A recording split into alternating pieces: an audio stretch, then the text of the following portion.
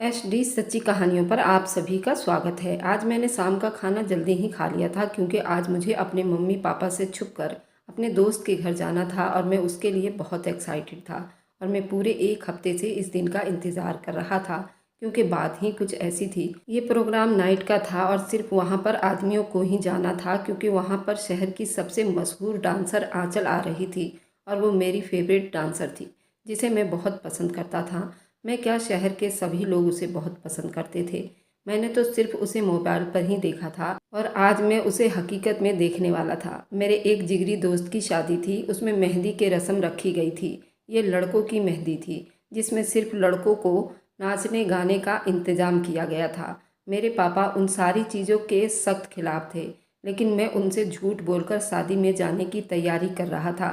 मैं अभी बहुत ही बिगड़ा हुआ लड़का था, अपने बाप की कोई बात नहीं मानता था, अपनी ज़िंदगी में बिजी था। पर मुझे नहीं पता था कि उस शादी में उधमबाजी और तफरी करने के मकसद से सजाया जा रहा था। यहाँ जाने के बाद मेरी पूरी ज़िंदगी बदल जाएगी। मेरे दोस्त ने कहा कि सारी रात नाचेंगे, खाएंगे, लड़कियाँ भी बुलवाएंगे और बहुत बड़ी हस्ती को बुलाया गया है जो सबका दिल बहलाएगी। और ये किसी को नहीं पता था कि आज की इस महफिल में उसके साथ में क्या होने वाला था, कि उसने अपनी ज़िंदगी का सबसे बड़ा फैसला कर लेना था, जो बहुत टैलेंट और अच्छी थी, जिसका नाम बड़ा मशहूर था, जो बहुत अच्छा डांस करती थी। मैं तो ये सोच कर ही हैरान हो गया उसको अपनी ज़िंदगी में अपनी आंखों से देख सकूंगा, क्योंकि आजकल वह बहुत मशहूर हो चुकी थी। लोग एक दूसरे से जिद लगाकर उसे अपने बेटे की शादी में बुलवाते थे और कहते थे अगर वह ना आई तो मेहमानों ने हमारा जीना हराम कर देना है, कहेंगे कि उनके पास एक रुपए भी नहीं है। यूँ समझ लीजिए कि आजकल वह एक ट्रेंड बन चुकी थी, लेकिन वह कोई लड़की नहीं थी बल्कि एक हिजड़ा थी, पर बिल्कुल लड़की की तरह लगती थी। शायद इसलिए लोग उसे देखने के लिए आते थे और हैरान परेशान भी रह जाते थे। मैंने भी वीडियो और टीवी में कई दफ़ा उसको देखा था, लेकिन अपनी असल ज़िंदगी में देखने का बहुत शौक़ था। लेकिन जब वो स्टेज पर डांस कर रही थी तो उसके साथ एक ऐसा किस्सा हुआ, वह तो हैरान ही रह गई। हम सब भी अजीब सी हालत में आ गए थे, कुछ लोग तो सजदे में गिर गए थे। उसके बाद जब वहाँ से जा रही थी तो उसने एक ऐलान किया जिसने हम सबको हैरान करके रख दिया। हिंदुस्तान की मशहूर हिजड़ा डांसर थी, उसकी महफिल में लोग बड़ी तादाद में भीड़ करते थे और हर कोई उसके डांस की तारीफ करता था। ये महफिल शहर के एक पॉश कॉलोनी में की गई थी और उसमें बड़ी तादाद में लोगों की भीड़ थी। मैं भी वहाँ पहुँच गया। मेरा नाम शमशेर है। मैंने भी बड़े अच्छे कपड़े पहने हुए थे और सोच लिया था कि आज की रात खूब एंजॉय करूँगा। मर्दों की खुशी तो यही होती है, जब मर्दों के पास पैसे आ जाते हैं तो इस तरह के महफिल सजाना ही अपना पहला काम समझते हैं। जो भी आदमी अमीर होता है इस तरह के महफिल ज़रूर सजाता है। मैं अपने घर वालों से चोरी चोरी यहाँ आया था और पता नहीं था यहाँ क्या होने वाला है। वह भी वहाँ पर आ गई थी, बहुत खूबसूरत लग रही थी इस महफिल में। वहाँ पर बहुत बड़े बड़े लोग भी आए हुए थे क्योंकि मेरा दोस्त बहुत ज़्यादा अमीर था और उसके ख़ानदान की आखिरी शादी थी। उसके बाद उनके ख़ानदान में कोई बच्चा पैदा होता, बड़ा होकर जवान होता, फिर उसकी शादी होती, इसलिए वे लोग ज़रूरत से ज़्यादा ही खुशियाँ मना रहे थे। महफिल शुरू हुई और उसने अपने डांस की शुरुआत की। लोग उसे भीड़ से महफूज कर रहे थे। एक पल को भी नहीं लग रहा था कि लड़की नहीं हो। जिस तरह अदाएं दिखा रही थी, मैं तो हैरान था। अगर मुझे पता ना होता कि यह हिजड़ा है तो शायद मैं अंदाज़ा भी नहीं लगा सकता था। वह देखने में काफ़ी खूबसूरत था। उनमें से मेरे पास आकर एक लड़की बैठ गई और कहने लगी कि बड़े अच्छे लग रहे हैं। मैं समझ गया कि शायद उन लोगों के साथ ही आई हुई है, क्योंकि ये लड़कों की महफिल थी। यहाँ पर मेरे दोस्त के घर वालों में से कोई औरत आने के बारे में सोच भी नहीं सकती थी। ये औरतों की महफिल नहीं थी, ये सिर्फ मर्दों की मेहंदी का रस्म था। मैंने कहा आप कौन हो? उसने कहा कि मेरा नाम चंचल है। मैं समझ गया कि मामला क्या है। इसका मतलब कि वह भी औरत नहीं थी। मैंने कहा कि आप क्या आंचल जी के साथ आई हैं? उसने कहा कि हाँ, इसलिए तो साथ आई हूँ, बहुत थक गई हूँ। उसको सारे इतनी इज्जत दे रहे थे और हम लोग एक कोने में बैठे रहे। मैंने कहा कोई बात नहीं, इनका काम बहुत मुश्किल है, आपने तो सिर्फ बैठना ही है। तो कहने लगी नहीं नहीं, हमारा काम भी बड़ा मुश्किल है। इतने नोट उड़ाए जाते हैं कि उठा उठा कर लोग थक जाते हैं। मैं दिल में सोचने लगा कि शायद ये जितने लुटाए जाते हैं सिर्फ और सिर्फ अपना आप को अमीर दिखाने के लिए होते हैं। लेकिन अगर यही सारे पैसे दूल्हा दुल्हन के हवाले कर दें तो उनकी आने वाली ज़िंदगी आसान हो जाएगी, या किसी अनाथ आश्रम या किसी गरीब को दिया जाए तो शायद उनकी इतनी दुआएं लगेगी कि उनकी ज़िंदगी में कोई समस्या ही नहीं आएगी और ये सब तो कहने की बातें हैं। मैं तो यहाँ एंजॉयमेंट के लिए आया हुआ था, लेकिन अचानक हॉल में कुछ अजीब सा होने लगा। कुछ लोगों ने उस लड़की पर बेहुदा कमेंट करने शुरू कर दिए थे। वे लोग नशे में लग रहे थे और बराबर उसको परेशान कर रहे थे। मुझे ये सब कुछ बड़ा अजीब लग रहा था, क्योंकि हम भी तो आए थे, अपनी जगह पर आराम से बैठे हुए थे, चुप करके डांस देख रहे थे। फिर उन लोगों को क्या था, ऐसी बातें कर रहे थे। मेरा दोस्त बड़ा बिजी नज़र आ रहा था, लेकिन मैं उसके पास चला गया और मैंने कहा, क्या बात है, वे कौन लोग हैं? उसने कहा कि मेरे नानी के ख़ानदान वालों में से हैं और ये लोग ऐसे ही हैं। मैंने कहा, वे लड़की तो अपना काम कर रही है और ये लोग बुरे बुरे कमेंट कर रहे हैं। उनको रोकने वाला कोई नहीं है। अगर यहाँ वे आई है तो हमारी मेहमान है। मेरे दोस्त ने कहा कि उसके साथ ऐसा कुछ नहीं होगा, कोई बदतमीजी नहीं कर सकता। लेकिन हम किसी की जुबान के आगे ताला नहीं लगा सकते। सदियों से ऐसा होता रहा है, उनको भी इस चीज़ की आदत हो जाती है। वह डांसर आंचल तो बहुत इग्नोर कर रही थी। मैं क्यों इतना जज्बाती हो रहा था? छोड़ो, तुम अपना एंजॉय करो। मैं देख रहा था कि उसकी आंखों से ही पता चल रहा था कि उसे भी ये सब कुछ बहुत बुरा लग रहा था। मेरा दोस्त जैसा कह रहा था, ऐसी हरकतें होती हैं, वे बात ठीक ही थी, लेकिन ये कुछ ज़्यादा ही हो रहा था। मैंने देखा कि उसने कोशिश की वह इन बातों को नज़रअंदाज करे, अपने डांस पर ध्यान दे, मगर उन लोगों की बदतमीजी बढ़ती जा रही थी। हॉल में मौजूद कुछ शरीफ लोगों ने भी उन बेहुदा लोगों को चुप करवाने की कोशिश की, मगर वो बाज नहीं आ रहे थे। महफिल का माहौल बिगड़ने लगा और मुझे लगने लगा कि आज की रात खराब हो जाएगी, क्योंकि अभी अभी ये महफिल शुरू हुई थी और इस तरह की महफिलें तो सारी रात चलती हैं, लेकिन उन लोगों की वजह से शायद सब मज़ा किरकिरा होने वाला था। मैंने जैसे पहले बताया कि मेरा दोस्त बहुत ज़्यादा अमीर था और इस महफिल में शहर के बड़े बड़े आदमी भी आए हुए थे। उसने 4 लोगों की तरफ इशारा किया। मैंने उससे पूछा कि क्या इशारा किया है तुमने, इस इशारे का क्या मतलब है? तो उसने कहा कि तुझे पता चल जाएगा। मेरा दोस्त तो आराम से बेफिक्र होकर कहा, मैं ये महफिल ख़राब नहीं होने दूंगा, मेरी मेहंदी है, कोई मजाक तो नहीं। वहाँ से चला गया और कुछ लोगों से बात करने लगा। बात करने के अंदाज से लग रहा था जैसे कि बहुत ज़्यादा गुस्से में है।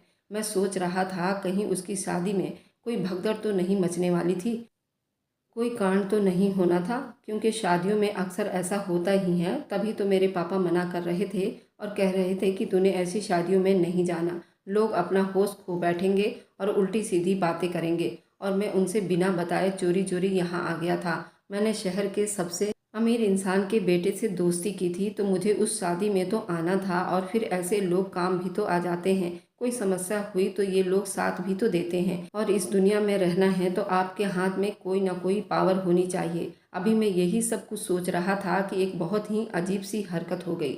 बाहर हॉल की लाइट बंद हो गई और हॉल में एक पूरी खामोशी छा गया। हॉल की सारी लाइटें बंद हो गई थी, पूरे हॉल में घुप अंधेरा छा गया था और मैं हैरान था कि कोई अपने मोबाइल की रोशनी भी नहीं जला रहा था, जबकि किसी ने लाइट ऑन नहीं की थी। मैंने भी नहीं की।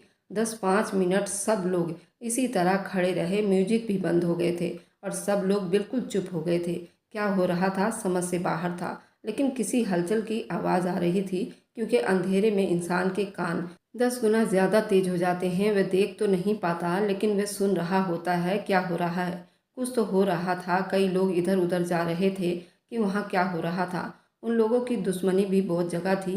कहीं ऐसा तो नहीं होने वाला था कि मुझे वाकई में अपने पापा की बात ठीक लगने लगी थी कि मुझे यहाँ नहीं आना चाहिए था।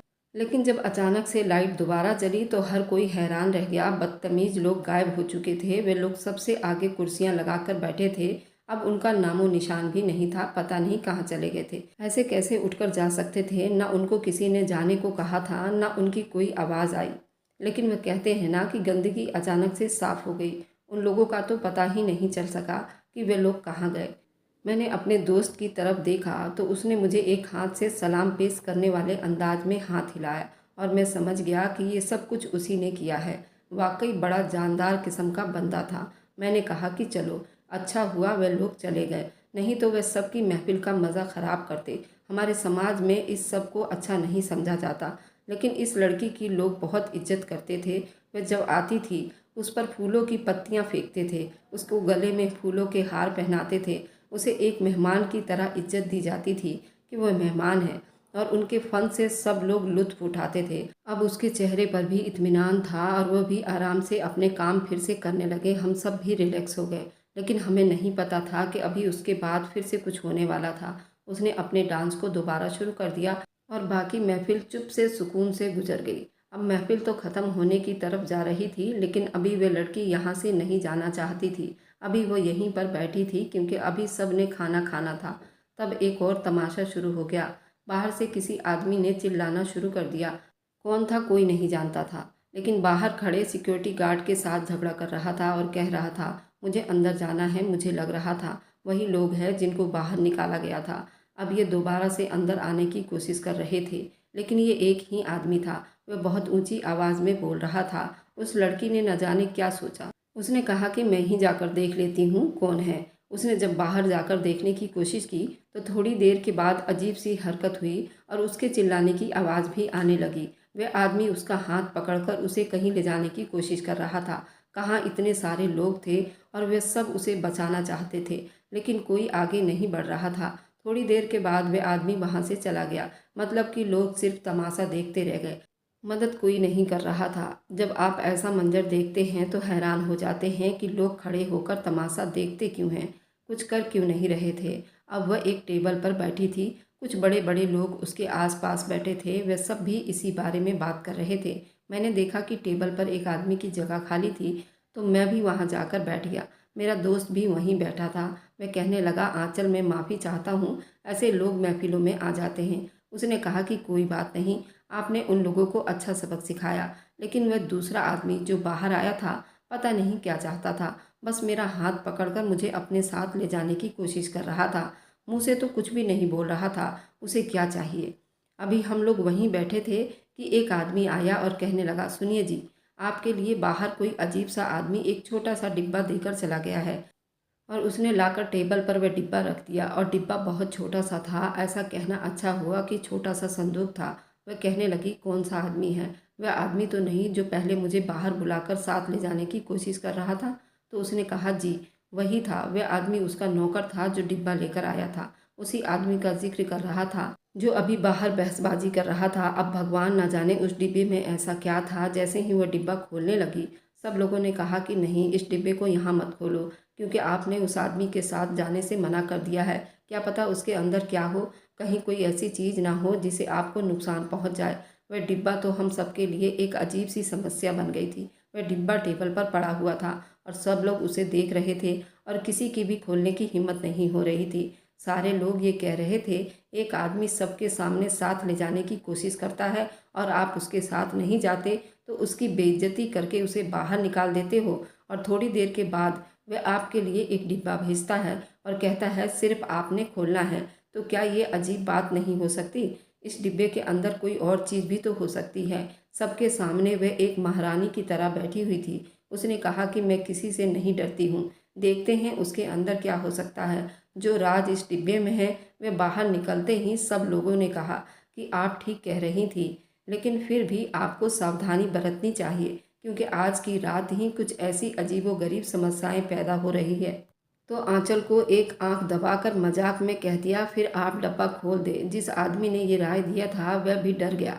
उसने कहा कि नहीं नहीं, ये तो आपके लिए आया है। सारे लोग चुप से मुस्कुराने लगे। आइडिया तो बड़ी दे रहा था, लेकिन खुद बहुत डरपोक था।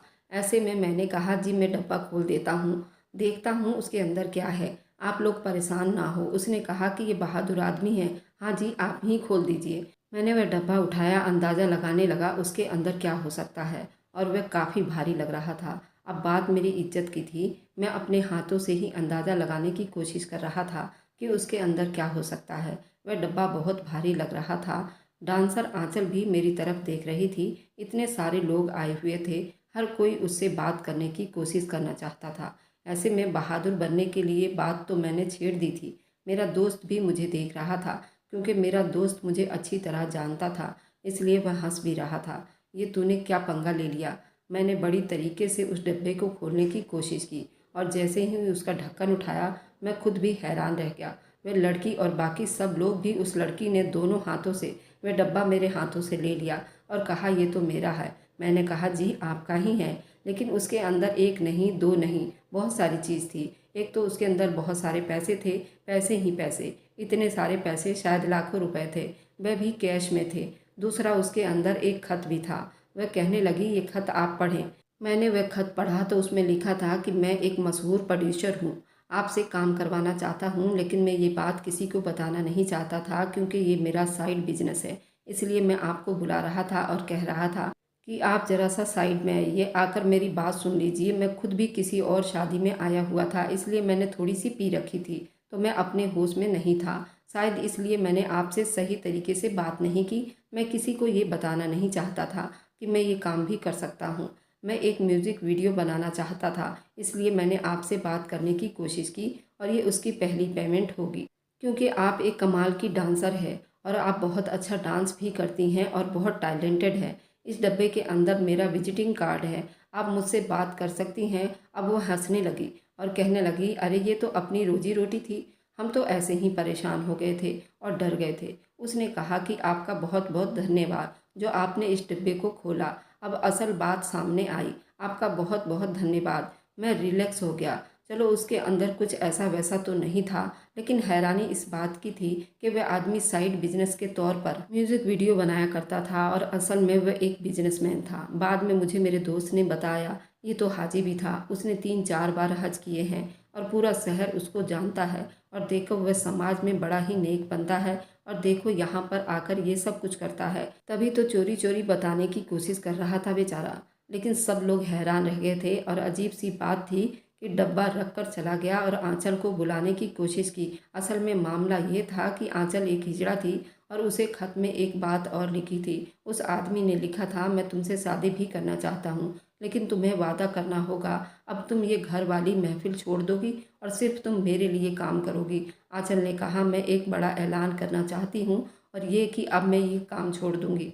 मैं अब शादियों में आकर नहीं नाचूंगी, बल्कि सिर्फ टीवी के हद तक ही काम करूंगी। उसकी ये खबर उसके चाहने वालों के दिलों में एक छुरी सी चल गई थी। उन्होंने कहा कि ऐसा ना करो, नहीं तो हम इतनी अच्छी परफॉर्मेंस से मिस कर देंगे और हमें आपका डांस देखने को नहीं मिलेगा।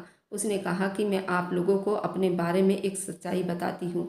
मैं पहले इस्लाम के रास्ते पर थी, मेरा पूरा खानदान भी ऐसा ही है, लेकिन जब मुझे अपने बारे में यह हकीकत पता चली तो उन्होंने मुझे रुस्वा कर दिया। मुझे पैसे कमाने के लिए ये रास्ता अपनाना पड़ा, लेकिन इस्लाम की ताकत में मुझे अपने पास फिर से खींच लिया। मैं आज ये काम छोड़ रही हूँ, कल बाकी काम भी छोड़ दूँगी और फिर हमेशा के लिए ही ये मंजर गायब हो जाएगी। आप लोग यूँ समझ लीजिए मेरा आखिरी शो था, उसके बाद मेरा कोई शो नहीं होगा। उसके इस ऐलान के बाद लोगों के चेहरे उतर गए थे, उनको बहुत बुरा लग रहा था, लेकिन मुझे लगता है उसमें सही फैसला किया था। हर इंसान को कभी ना कभी हिदायत मिलती है, कहीं ना कहीं से मिल जाती है, उसे पता भी नहीं होता। और हिदायत की शुरुआत धीरे धीरे हो जाती है, ऐसा नहीं होता अचानक से ही कोई बदल जाता है।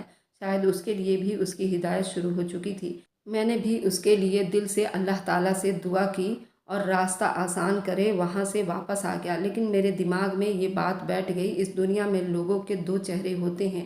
लोग क्या करते हैं, क्या सोचते हैं, कुछ पता नहीं चलता। ये रात एक आम सी रात थी, लेकिन मुझे एक बड़ा सबक देखने को मिला। कभी भी दो चेहरे बनाकर समाज और खुद को धोखे देने की कोशिश नहीं करनी चाहिए।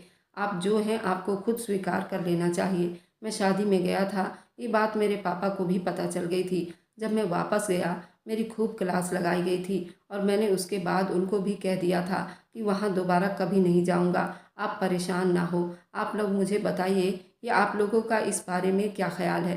कुछ लोग कहते हैं कि लड़कियों को शादी में बुलाना और उनसे डांस करवाने से तो अच्छा है उन हिजड़ों को ही बुलाया करें, क्योंकि जब उनके पास काम नहीं होता तो वो मजबूर हो जाते हैं, जिनमें उनका भी नुकसान होता है और हमारे समाज का भी। रोटी तो उन्होंने खानी होती है, इसलिए किसी के घर की बेटियां जिनकी शादी हो चुकी हैं, जो माँ बन सकती हैं, किसी की पत्नी बन सकती हैं, उनसे ये काम करवाने के बजाय अगर उनसे ये करवाए जाए तो ऐसी कोई बुरी बात नहीं है। इंसान बड़ा अजीब है, जब गुनाह करता है तो उसके बहुत सारे जवाब भी ढूंढ लेता है। आप लोग बताइए, क्या ये सब कुछ ठीक है? और क्या कभी आपने अपने घर पर इन लोगों को बुलाया है? मुझे कमेंट में ज़रूर बताइएगा। अगर आपको आज की कहानी पसंद आई है तो वीडियो को ज़रूर लाइक कीजिएगा और अपने दोस्तों के साथ शेयर भी कीजिएगा। और हाँ, अगर आपने अभी तक हमारे चैनल को सब्सक्राइब नहीं किया है तो ज़रूर सब्सक्राइब कर लीजिए। मिलते हैं हम अपनी कल की एक नई दिलचस्प कहानी के साथ। मुझ पर सदा अपना प्यार और स्नेह बनाए रखें। सभी को मेरा प्यार भरा नमस्कार दोस्तों।